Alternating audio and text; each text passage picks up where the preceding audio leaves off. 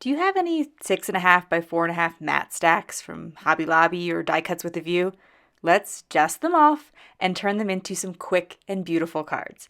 Hi, I'm Jess from JessCrafts.com, and I'm going to help you make the most of your crafty supplies and time. So let's get started.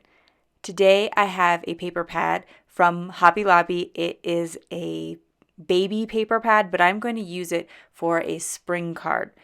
And I have 4 templates now for 6.5 by 4.5 paper. Each template makes 1 card. So today I could take 1 piece of paper and make 1 card, but I'm going to use 2 sheets of paper and make 2 cards so that I can mix up the patterns. I'm going to choose my pieces of paper thinking about the fact that this particular template asks for a rather narrow strip, so I want to pick a paper where the pattern isn't too big.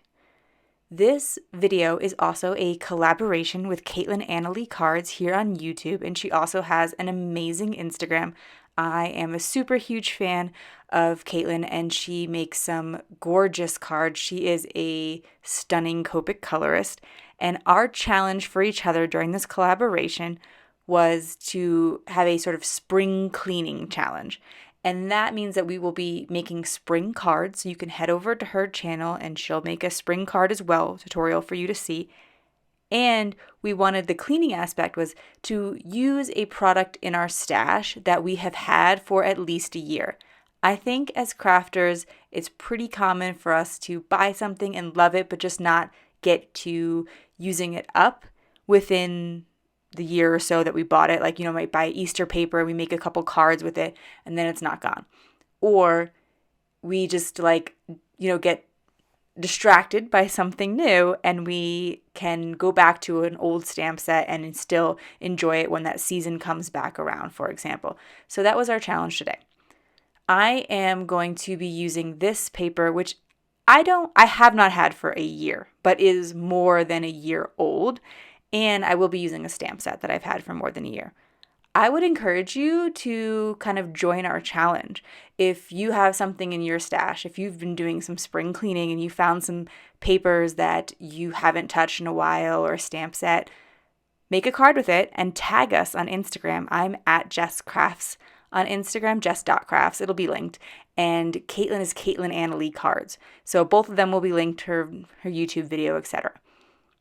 Back to what I'm doing with the card making, I have taken the 2 smaller rectangles that it calls for in the template and I'm going to mat them.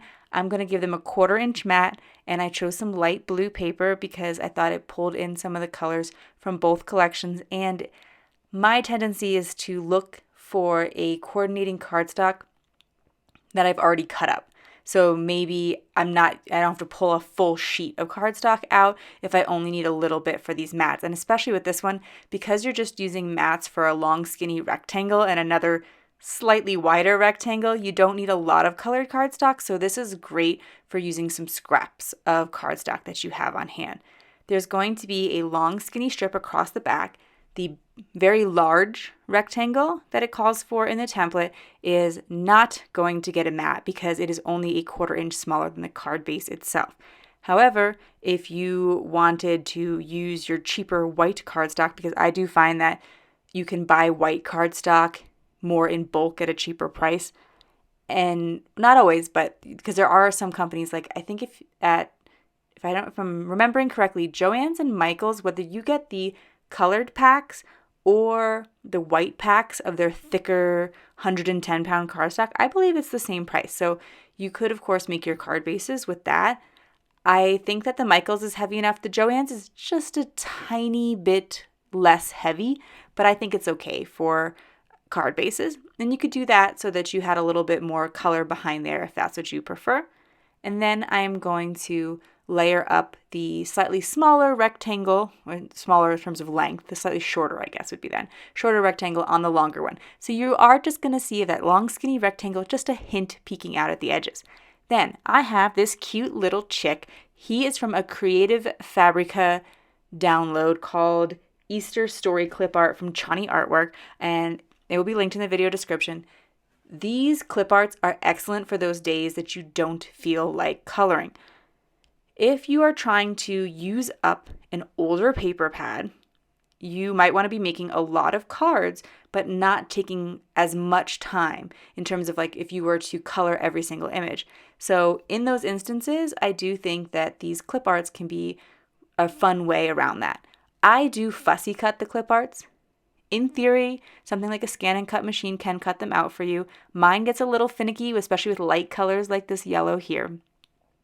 But I just print out a bunch and sit in front of the TV and, cut them all at once. Or if I'm kind of losing my crafty mojo, I don't know what I want to craft, I'll just cut a bunch of clip art and then I'll have it ready to go on the card. The Happy Spring is my older item as well, and it is from a Lawn Fawn set. Of course, you can find like a million little sentiments to go with this, but I thought, well, being a spring card, a spring theme, I thought that was also a good use of the baby paper because it can still look really baby, but when I had used this paper in the past and I said I was kind of struggling with that, they suggested maybe using spring images, and I thought that was an excellent idea, so that is what I'm doing here today by incorporating the little chick.